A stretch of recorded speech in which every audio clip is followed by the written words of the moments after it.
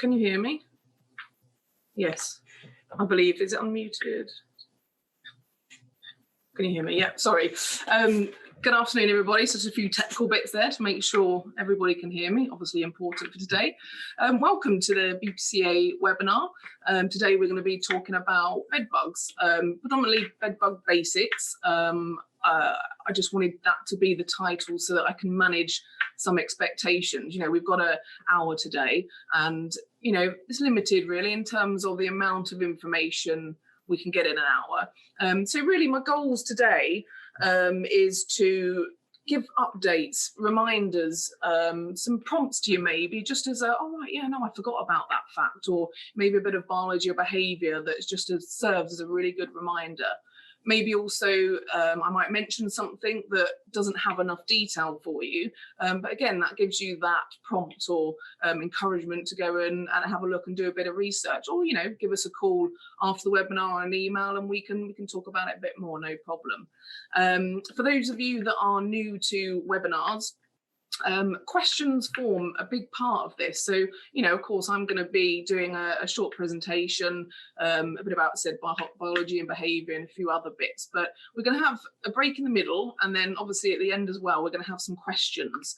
And really what I want to encourage is that if you have any questions about any of the topics that I'm covering, or you feel I haven't quite covered enough and you've got an extra question, then please pop it down.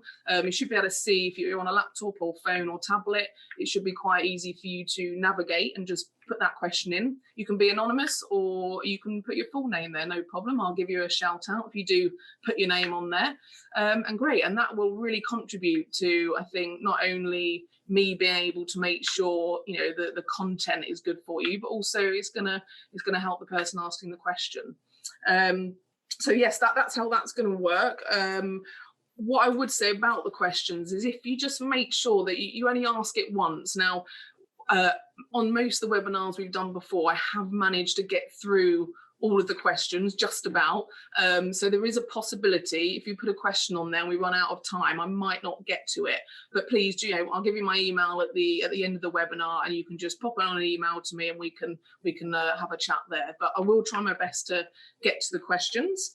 Just a quick shout out, actually, I think there's some delegates at the GPC in Stafford doing the level 2 training exam this week who have tuned in, I believe. So, and one of our colleagues, Scott Johnson, is down there. So just a wave to you all. So yeah, without further ado, I think we will get on with the presentation. Just before we start popping the presentation up, I'm doing a second bedbug webinar, which we haven't done before, and that's because bedbugs are a really big topic, and to fit behaviour, biology and treatment methods all into 1 hour, I really would have struggled. So that's why we've broken it into 2. So if you do have any questions about these topics I'm about to mention, I would like you to be able to save them for the next webinar that comes up in 2 weeks, just because we will be covering it then. So the topics we're going to be doing in 2 weeks is inspection and survey, pre and post treatment, chemical and non-chemical application equipment, and also just ensuring that, you know, your control methods are managing your expectations as well as your customers. So a real good talk around the practical implementation, which we're not going to cover a lot today.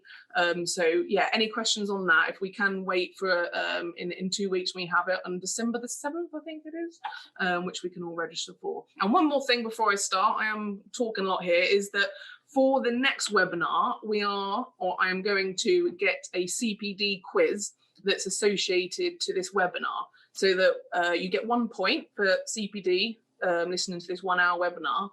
But afterwards, what I want to be able to do is to give you a link to click on to take you through to a CPD quiz so that you can get an extra point. And that just really demonstrates that you understood everything that we talked about and you took some information in. So hopefully, it's not on this webinar, unfortunately. I didn't quite have enough time to get that together as a new idea, but certainly on the next one we will. So you can share that information.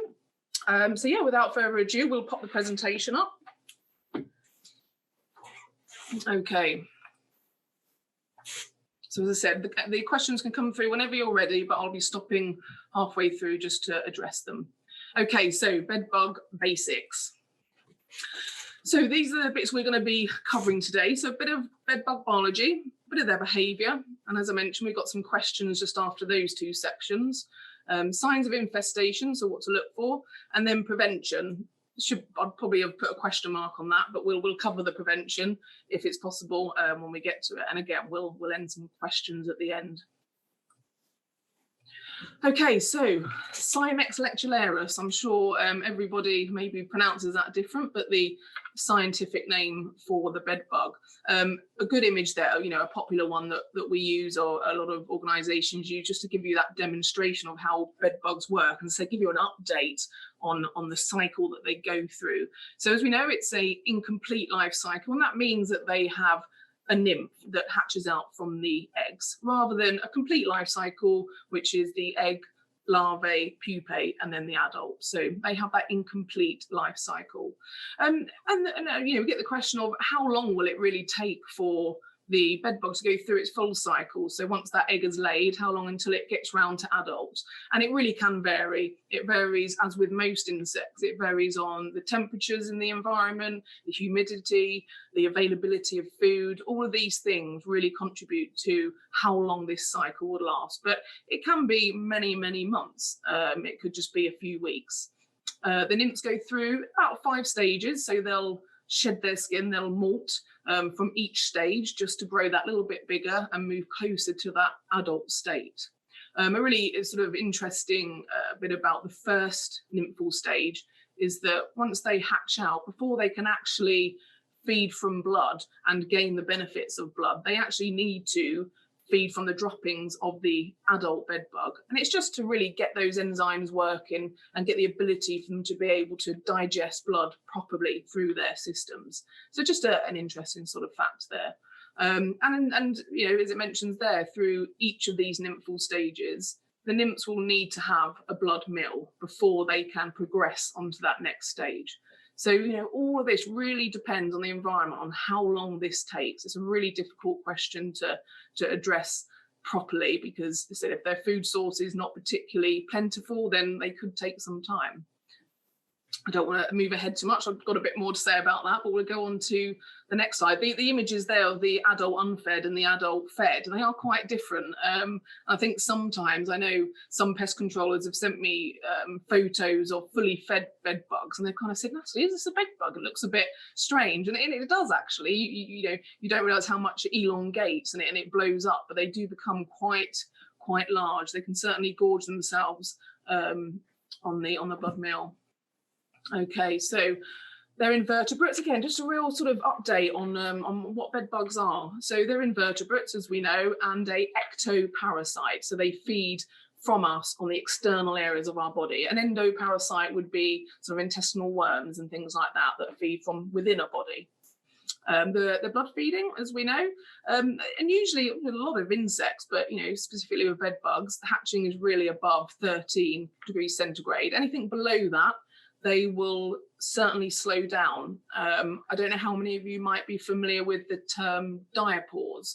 So diapause is another term for their metabolism slowing down and them conserving energy while the environment or their food source is not particularly plentiful and they haven't got that access. They will make sure their bodies move or function at a slower rate so that they can live for longer.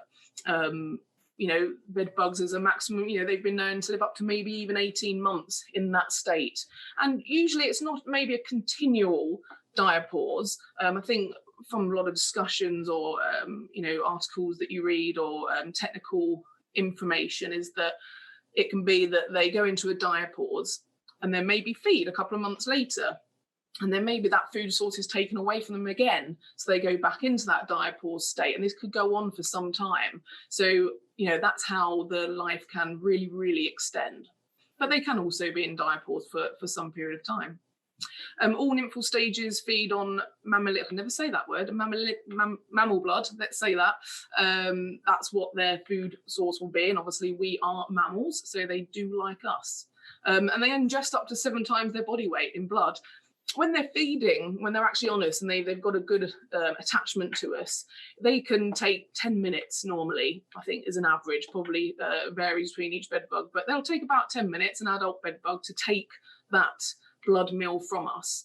In terms of, the time of day when they prefer to feed, it is nighttime, and it's not necessarily that they are nocturnal for any other reason than that's when we are in that bed. If those bed bugs are, in the traditional place of infesting a bed, then that's when we're in it at night time. They'll wait for us to go to sleep. They'll find us using the emission of CO2, and I think also, body odors they'll also be attracted to.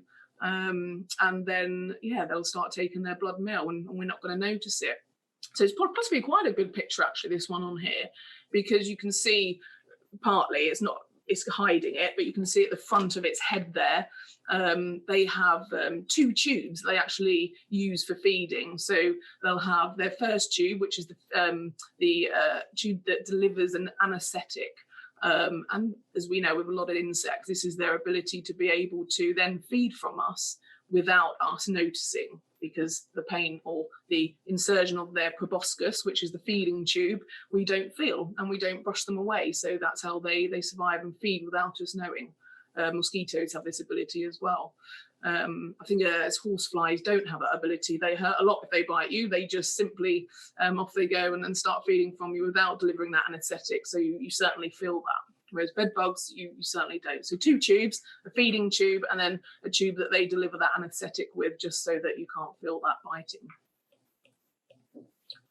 Okay, so so again, a bit more about biology. The adults are highly resistant to starvation and low temperatures, as we mentioned in the previous slide. That state of diapause is what they can go into to retain and slow down that metabolism and that production of growing and moving towards the end of life. They will slow that down into a diapause and again be resistant to that starvation.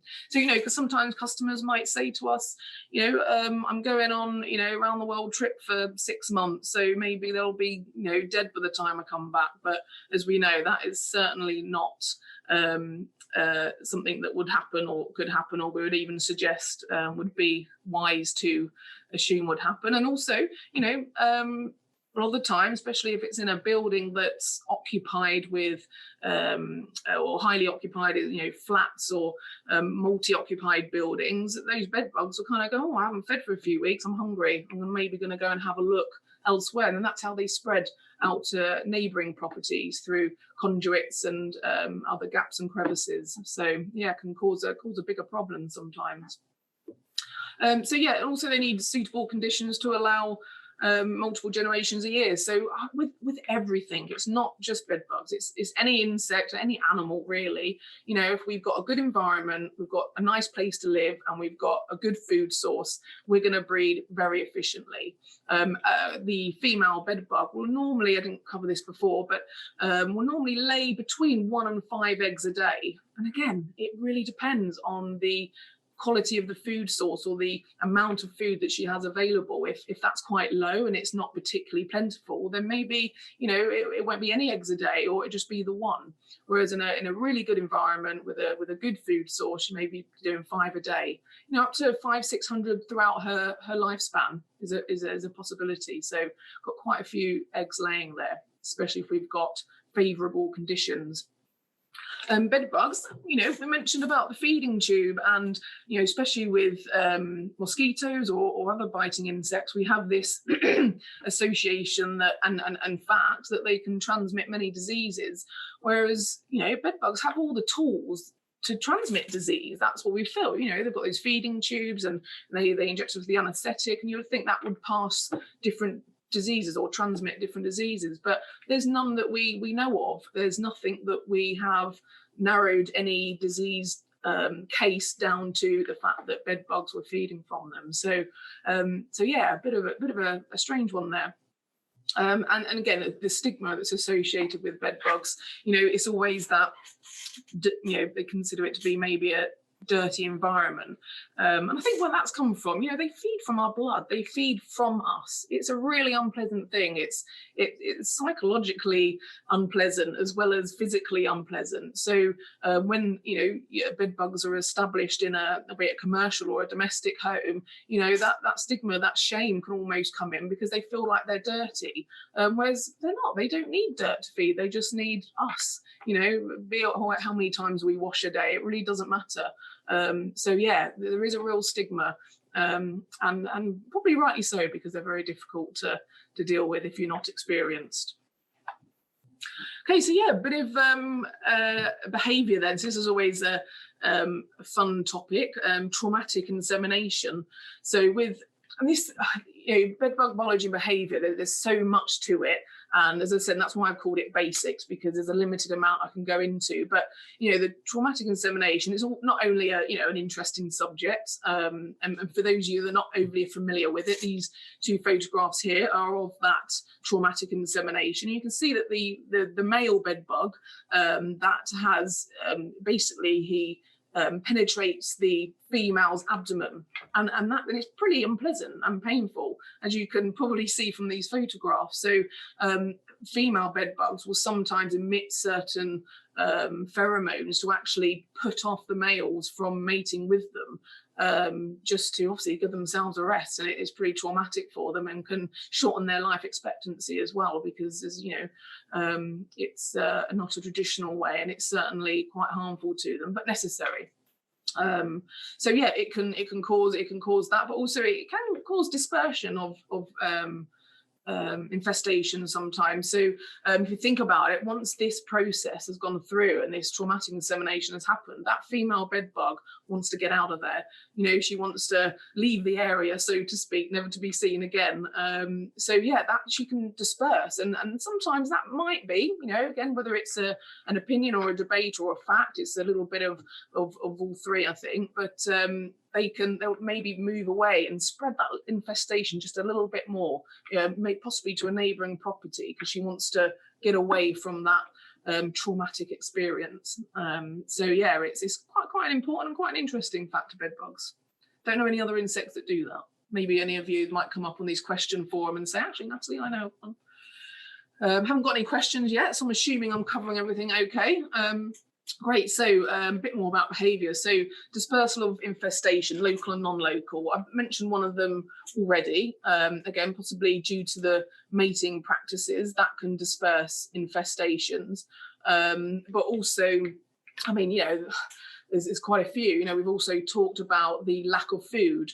The fact that if those bedbugs have a lack of food that's available to them, or even in an environment becomes unpleasant for them, then they will disperse. They will move to seek better residency or better food source. Quite a few occasions I've had infestations in domestic houses, semi-detached houses or flats, and there's been one particular room in a house that the occupants are getting really distressed because they seem to get hold of a problem, everything's gone, and within a few weeks they just see one again, close to the bed and close to this wall that's facing the opposite property, and they just couldn't really work it out, and happened to take off a plug socket that was near there with the right help, of course, because I'm not trained to do that, and there we could see a bed bug within there. And then we went to the neighbouring property through the help of the local authority, and they had a really bad bedbug problem, and it was feeding through. So that could also be another dispersal issue. Maybe the problem has, become quite large. The populations have become quite large, and just through the natural expansion, they move out and they infest other properties.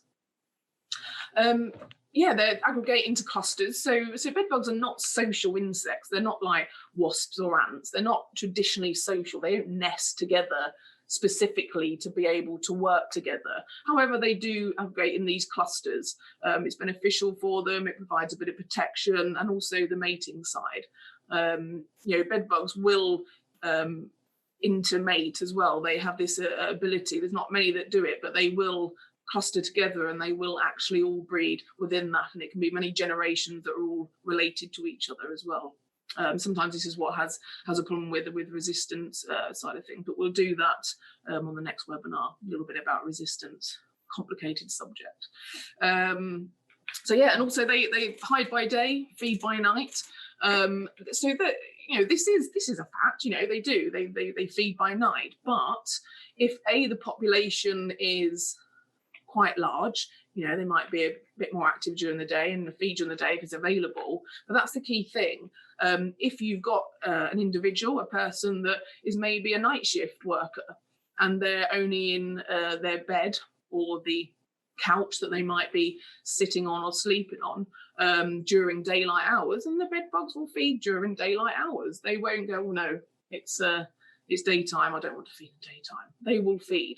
So, you know, they are reliant on our activities, and our activities are that we like to rest and sleep at night. So yeah, by no means are they solely nocturnal, and that's it. They will feed on what's available to them. And biting is mostly on the ends of our limbs. You know, imagine you're lying in bed, you know, whether you're one of those sleepers or one of those, or your arms out your bed, you know, they're going to be the areas that are most accessible to the I don't know if any of you could see that, so it's a small screen, but you know, you generally lie with, you know, limbs hanging outside of the duvet, and they're just easier, they're accessible to the bed bugs. So of course, if they try and bite you on your torso or further along your arms up towards your shoulders, there's more of a chance that, you know, you're going to roll on them or brush them off. So, you know, these areas are generally a lot easier for them to access. First bit of skin or vein that they come to, they'll go for. And also quite common with bites, you know, you'll see them in a row, you know, down a vein as well. Quite a common view, you know, because customers like to show us their bites, of course, and that's what you normally see.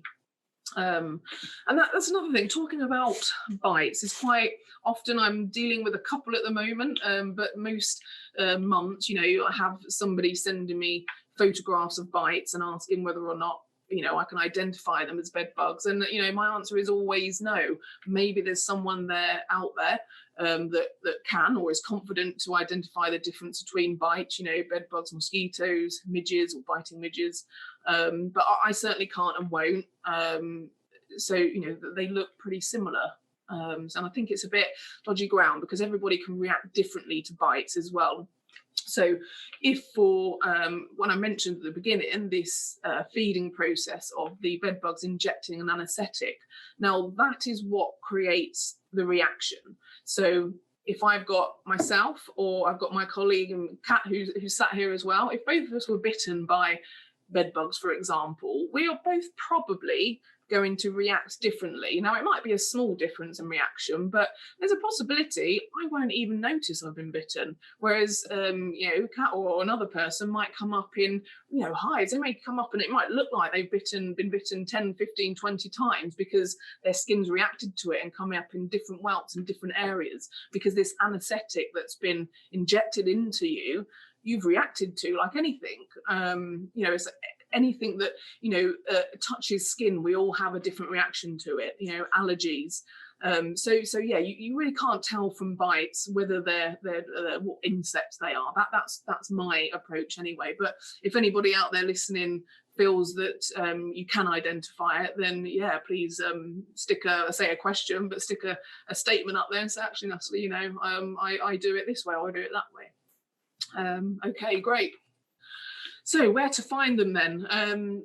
Probably maybe, as it says on there, better to ask where you won't find them. I've just got a few images up here, you know, I don't need, you know, I try not to do too much text because it's especially unnecessary on this subject, but, you know, that really is it. You know, where won't you find them? And I don't know if I could think of anywhere where I wouldn't find them. Maybe, no, I really can't think of anywhere I wouldn't find them. You know, everywhere from your mattress seams to screw holes where you've, you know, you can see here on the bottom right hand corner. I think it's your right hand corner. It might be your left, but you know, they can squeeze in around the edges there. They look like unfed. Might be a fed one in there. I can't quite see it properly. You know, in cracks and crevices in walls or skirtings. I've had them in, you know, bookcases. I've seen wardrobes, in shoes. and you know, some back of the door, even in, you know, some places that were that badly infested, they were just, you know, out in the open kind of waving at me. But yeah, just everywhere, you know, behind posters, behind frames on the wall. There really isn't. I mean, actually, I haven't got any questions up yet, which is great. I'm obviously doing a good job. But if anybody's got any examples of maybe the strangest place you found them, pop it up there, because it would be hopefully quite fun, and also, you know, it might be quite enlightening. We might go, blimey, actually, yeah, I didn't think of that and didn't think we'd find it there. But even if it's just the strange places, that'd be great. So yeah, better to ask where you won't find them.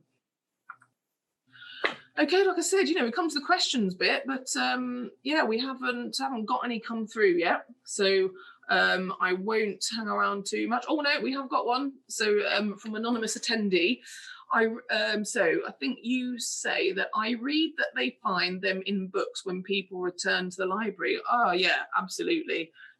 So the I think if, yeah, wherever you find, so I'm trying to get my screen up, because I've got that there just so you can see me a bit better, and I can't get it up.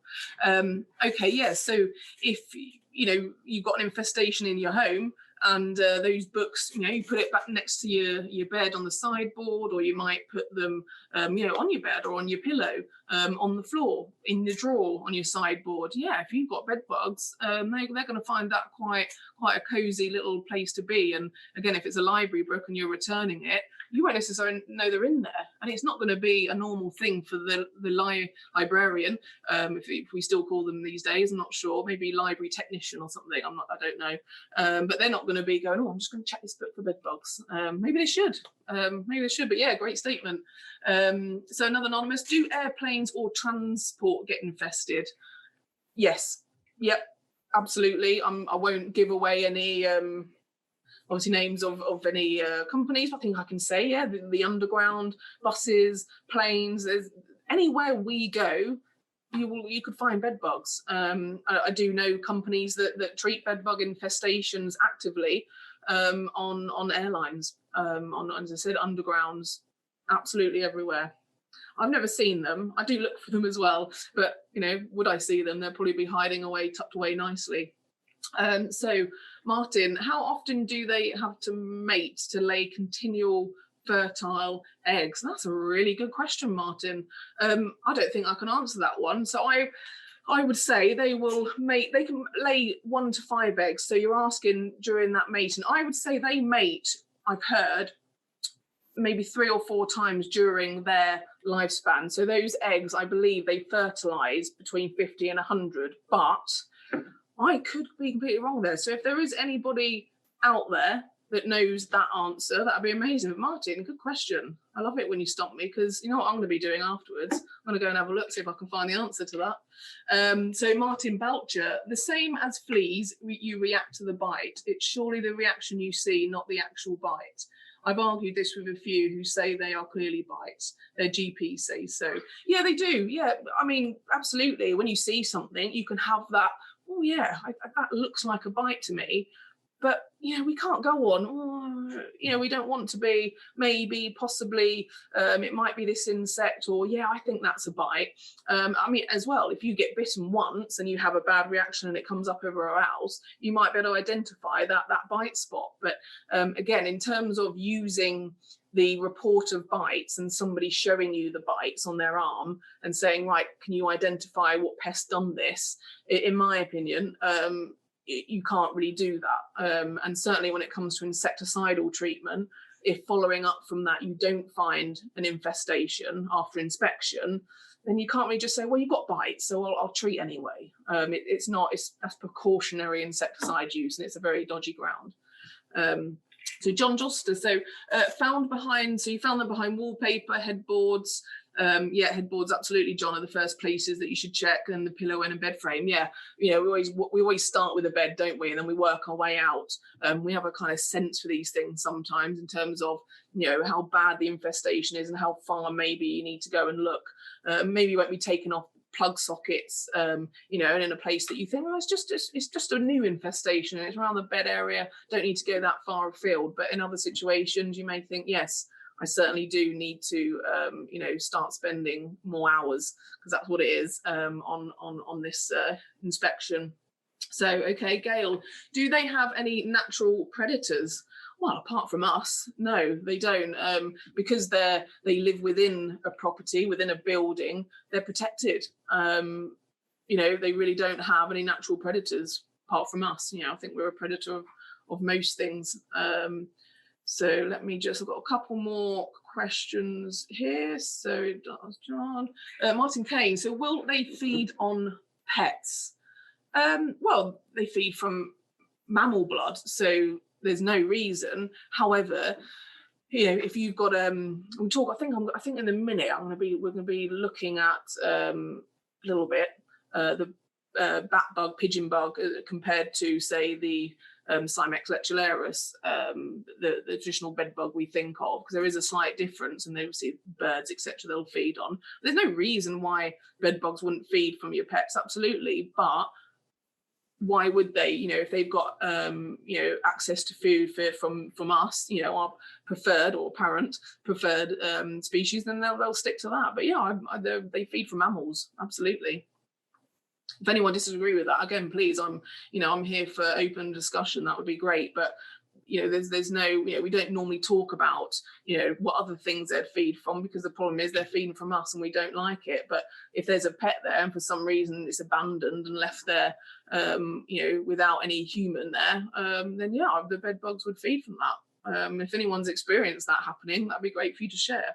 I haven't, but it'd be great for you to share. Another anonymous. So, is there a way to prevent bed bugs coming in? Sorry, I'm very new to this. Loving the webinar, by the way. Thank you. So, anonymous, we are actually going to look at that in a minute. So, I'll answer that towards the end of the presentation. Last question, then we'll move on. So, I once placed a bed bug on a dead feral pigeon.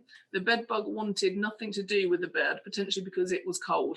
It would be because it was dead and there was no flowing blood. They need that motion, that pumping of the blood for them to be able to feed from us. That's how it works. So when they insert that proboscis and they're pulling blood from us, they have an assistance with it also being pumped through our veins into their tube as well. So that would be one of the reasons. And yeah, of course, like vampires, isn't it? They don't want to feed on dead corpse. They want a nice live, host.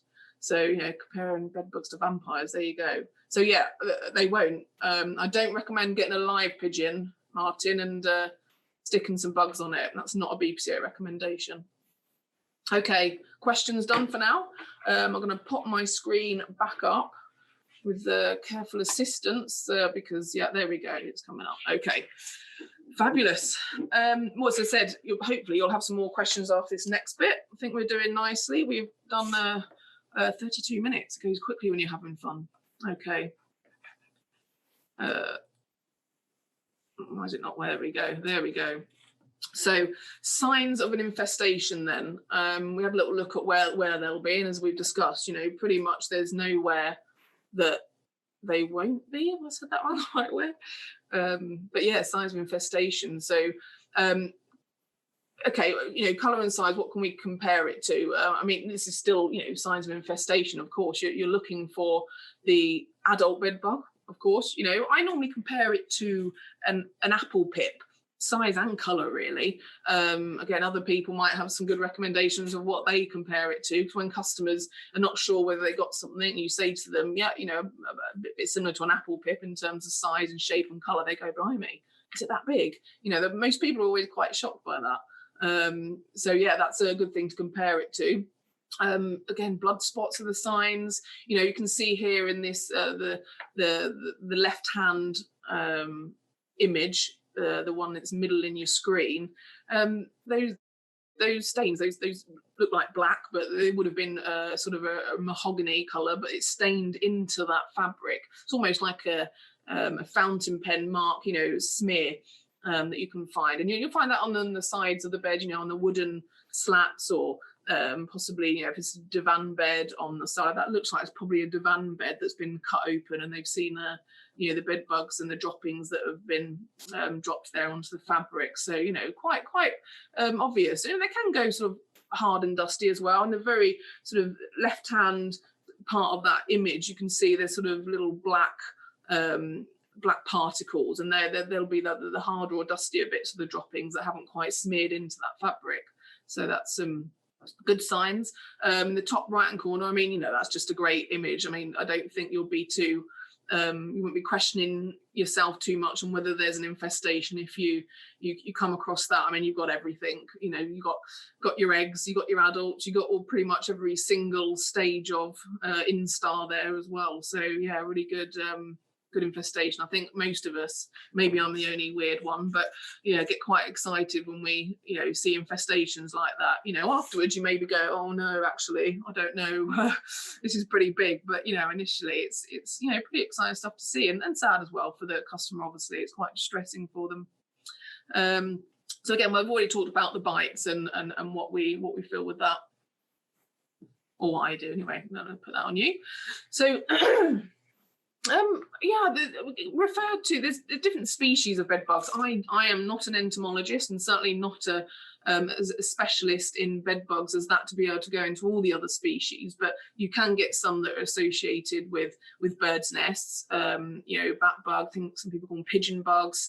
The scientific name escapes me. If anybody wants to pop it up, we can. I'm assuming it's got Cymex in there somewhere, but yeah, so in terms of significance in identifying the difference between these bugs, I would say the treatment might be slightly different, because you will have to look in a different area. Say, for example, a property has a particular issue with birds of some description, say pigeons, for example, and there's been a real big clean out of that, and you've sorted it out, but there's some bed bug issues on the floor below. Then that's when you maybe go, oh, okay, maybe these are, originated from this bird infestation. And once you can identify them, you need a microscope to do that, as this image here on the right describes. They look very similar. For you to have them in your hand like this, one on one hand, one on the other, you'd possibly struggle to identify them.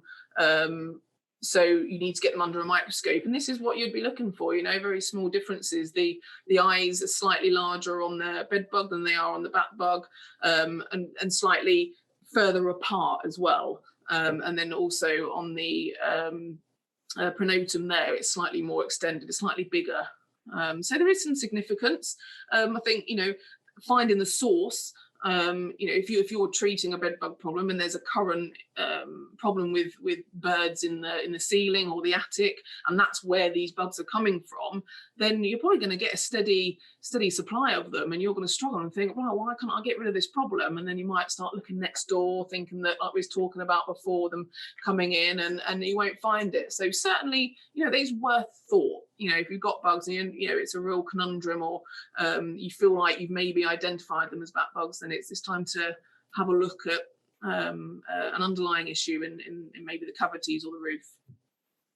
But yeah, not a massive issue. And I don't know, any of you might have come across these at some point, and if you have, it'd be amazing to know. Someone's just come on and saying Cymex adjunctus.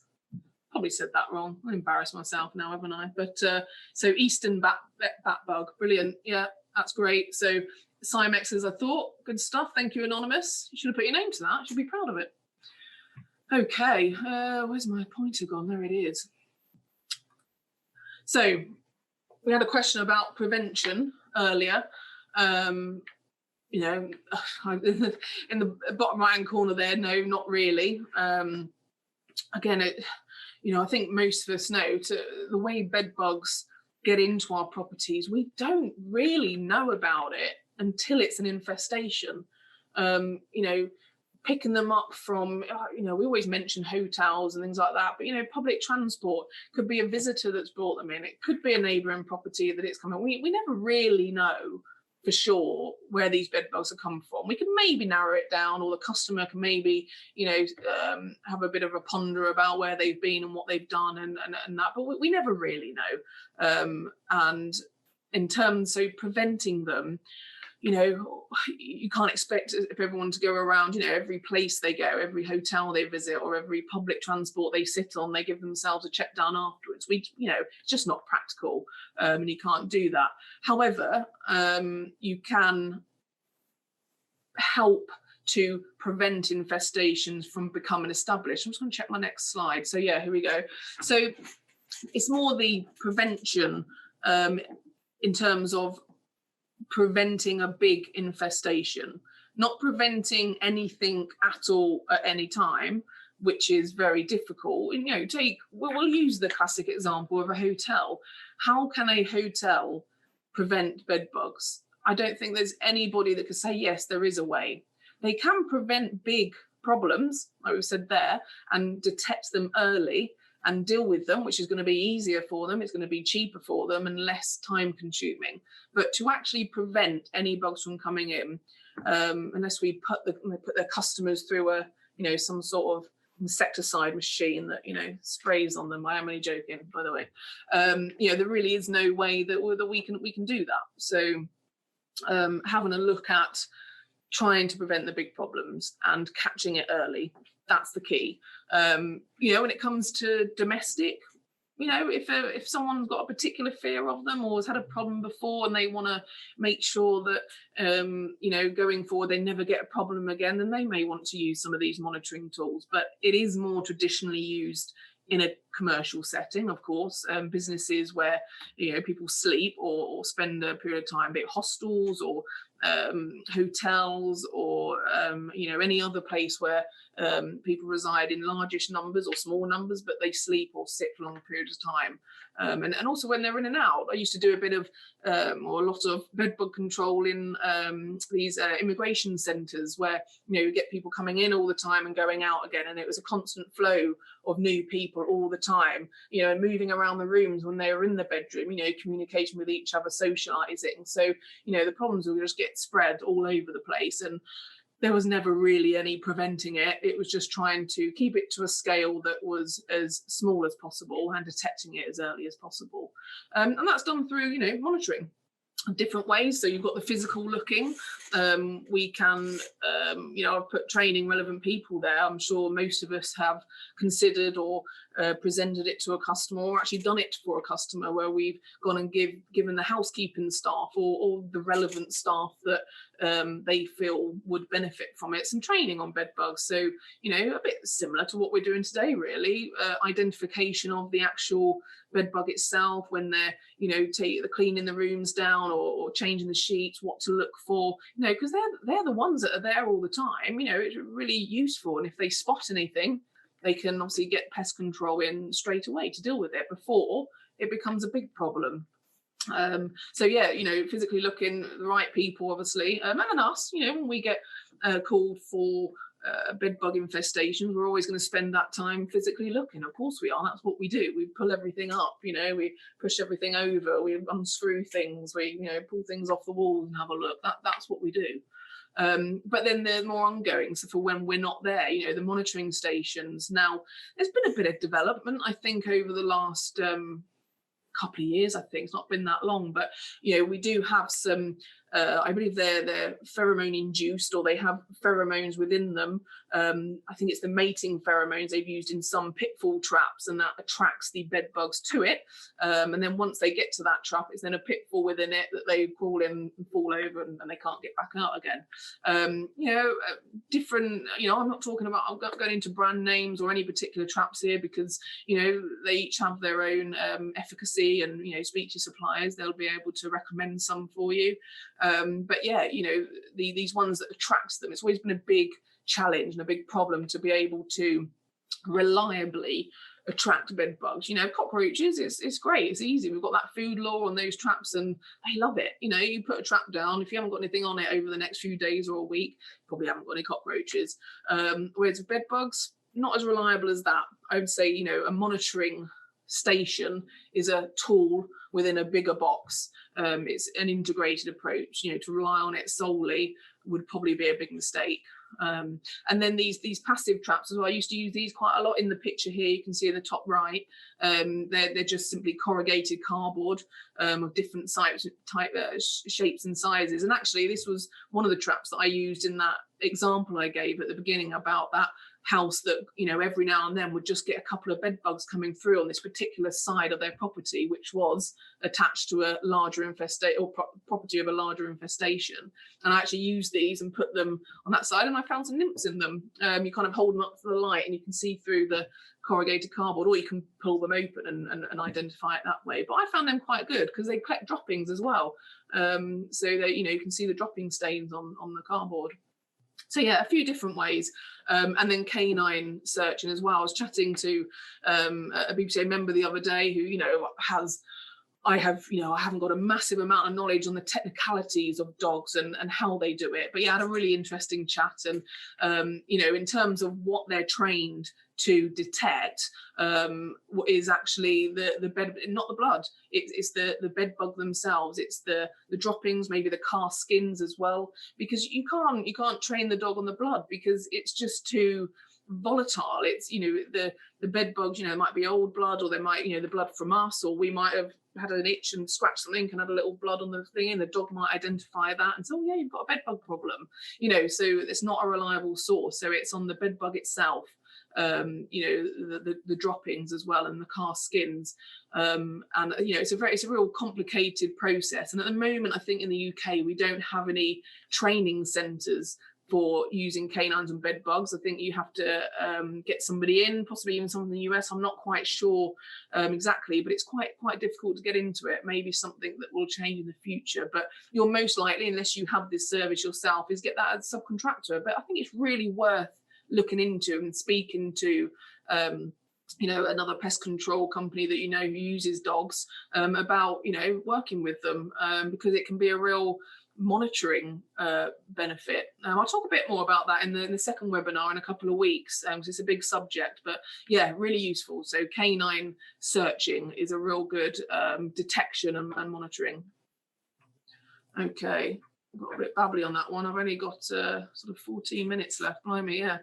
So actually, that's perfect timing, really. Hopefully, we've got some more questions. So, as I said, it's basic, really. You know, having a chat around bed bugs and their biology. You know, a bit of behaviour, just to give us some updates. If there's anything you feel I haven't covered and you want to know, again, like we've been doing, we've got sort of 10, 12 minutes left before we need to end, and I can answer those for you, hopefully. But part 2 is coming up on the 10th of December. I mentioned 7th at the beginning. I don't know where my days are, do I? So it's practical implementation, talking more about the, you know, the whens, the hows, really big subject. I probably won't be able to cover everything we want, but again, we've got the question sets that, you know, hopefully we can get everything that you guys want to, you know about or ask about, and that's the important thing here. And I said 12:30, same time. Again, you get, you know, it's free to everybody. You just log on, quite straightforward. Just to remind you a bit about BPC Live coming up in Harrogate. If anybody wants to register for that, we can do that. 11th of March, great event, and anybody that's local to it, you need to get yourself there. Bit of training as well. We've got our website, so if there's anything, we also do a bed bug course that's coming up in a couple of weeks. So what we've discussed today, if you want to have a whole day talking about bed bugs and getting some real in-depth knowledge and practical implementation, that's the thing to think about.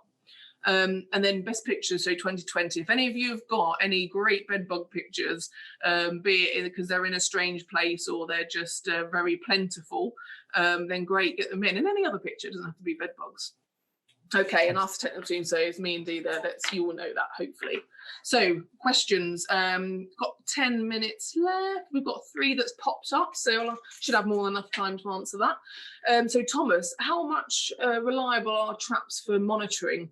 Yeah, I mean, I found the Harbridge traps, if you like, the passive, I think we call them passive because there's nothing in those passive traps to necessarily attract them, apart from, in my opinion, Harbridge. You know, it's a really lovely Harbridge for them. It's close, it's small, it's dark, it's protected, you know, so they kind of see it and think, yeah, wow, that looks pretty comfy for me. So I always found them pretty good. How reliable they are, it'll depend on each situation. It's not going to be one answer for each. The non-passive, the active monitors that we have, or, you know, the suppliers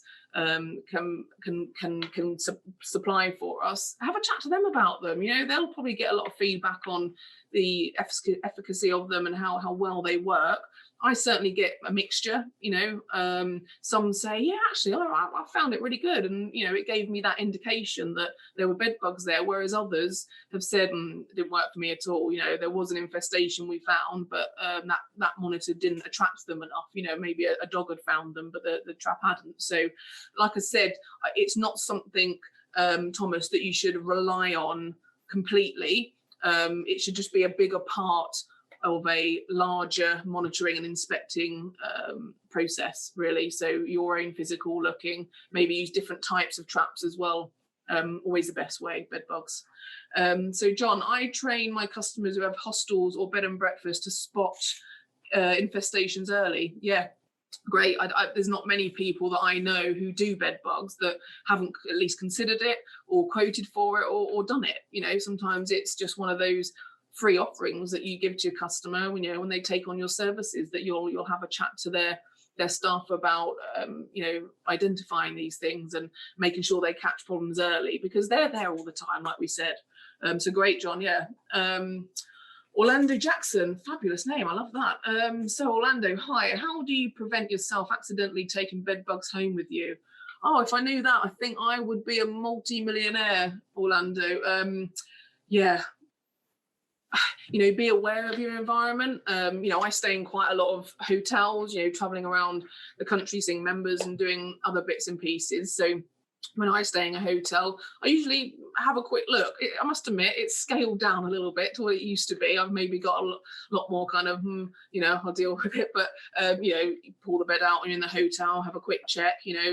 Some will spend maybe an hour, flipping the mattress over. And, as people with knowledge, we do that. And maybe if you've got some friends or customers that have asked the same question, say, look, if you stay in somewhere that's not your home, have a check, just have a little check, have a little look around, see if you see any signs of anything. If the infestation is very small, you're probably not going to find anything. If it's just the first instars, which are really, really tiny, and to be honest, if first or second instars, you're going to really struggle to see. You could see them if someone pointed out when they're there, but for you to be looking in an environment and coming across, young nymphs or first or second instar, you're going to struggle to actually see them. So it's not an absolute foolproof, but just be aware of your environment, have a check of whether or not you feel there's a problem. If there is, you can then obviously move rooms or whatever it might be. But I don't think maybe going around friends or family's houses, you go, hang on a minute, before I go and sleep in the spare room, I'm going to check it for bed bugs. We could. Maybe don't tell them that. So yeah, prevention's really difficult, if not almost impossible, Orlando. One more question. So have you ever dealt with a really bad infestation? Absolutely. I used to work in London, in a very highly populated area of London, and there's a sort of a hostel for homeless people who were on various drug abuse or alcohol abuse. They had some real personal problems there, but it was about 300 rooms in this particular building, and the rooms are all, for example, you'd have to duck to get into the room. It was all very much prefabricated and really awful living conditions, but better than living on the streets, of course. And most of the rooms that we would go into, the individuals were in different states of consciousness on their bed or chair, and bed bugs would be crawling on. You could see them. So I think I mentioned about bed bugs on the back of a door, and it was there. We had them. They were everywhere. I didn't really even have to look. It was pointless me even looking, because I knew they were there. We had to deal with it on a gradual scale, to get rid of them. It was just, it's sad. That's the thing. It's anonymous, but the thing about bed bugs we need to remember is that they cause so much psychological distress, and we do get complaints from customers about bad treatment from pest control companies. It's not always bad treatment, they are difficult to treat with, and they doesn't always go right sometimes. But those customers are really you've got to understand that psychological distress it causes them, and we can all do that. But we're pest controllers. We're we know a lot more about the insect, and with knowledge is power, and possibly less fear. Whereas with these customers, all they know is there's an insect feeding from them while they're sleeping at night or sitting on their sofa, and especially when they've got children and family they're looking after. It's really distressful. And that's the situation said in over in London there, and he said the name then. It doesn't really matter, you won't identify it anyway. But yeah, it's really distressing and really sad to see. And some of these people can really show that. So yeah, some really bad infestation, but as I said, a little bit exciting as well, because we all like a challenge, don't we? Okay, we've got another question come through. We've got a few minutes left, so great, we'll do these. Thomas, so would you recommend the use of portal thermal chambers for bedbug control? So Thomas, I'm going to talk about that in the next webinar, because it's really not a short subject. So you're basically saying, heat treatment in chambers, where I remember when heat treatment become big, it's always been around for a long time, but I think it was probably 2008, maybe 7, and the company I was working for at the time sort of started investing a bit in subcontracting heat treatments out. And I remember working at an army barracks, and they had a bedbug problem, and we got one of these sort of, it was more like a tent really, but a sealed tent that we would put all the furniture in and then heat it up to 52, 57 degrees depending on the tools that we were using. And yeah, it was quite novel, whereas it's quite a regular thing now. If the expense is affordable and it is appropriate, and then you've got the space for it. So yeah, I say recommend it. I'd recommend anything that's going to kill a few bed bugs, but not necessarily on its own, because you might better put maybe a small bed in there, probably not, like chairs and sideboards and tables in there, but what about the rest? What about the skirting boards? What about the the divan bed? What about the frames on the wall? You're going to have to be inspecting those areas, and using a chamber is not going to suffice. Maybe a whole property heat treatment would, but again, that's another subject for another day. So yeah, I'd recommend it, just again, not as one tool, but as a tool from a bigger box that you're going to utilize all of. Okay, well, that's the end of all the questions. I haven't seen any more pop up, so hopefully today has been useful. I've had one more pop up. So Peter White, how long have bed bugs been around? What have they evolved from? I mean, lots of questions there. Wow, how long have bed bugs been around? A very long time. That very long time. I would say probably Egyptian times. I don't know, a long time. They're not particularly new, but they certainly would have. They would have been recorded. I remember reading they have been recorded in some scriptures from many moons ago. Many moons ago. That's so specific. Quite proud of myself. And what they evolved from, Peter. I'm not David Attenborough. I don't know. I don't know, David. Absolutely no idea. If anybody else does, please share. That would be amazing to know.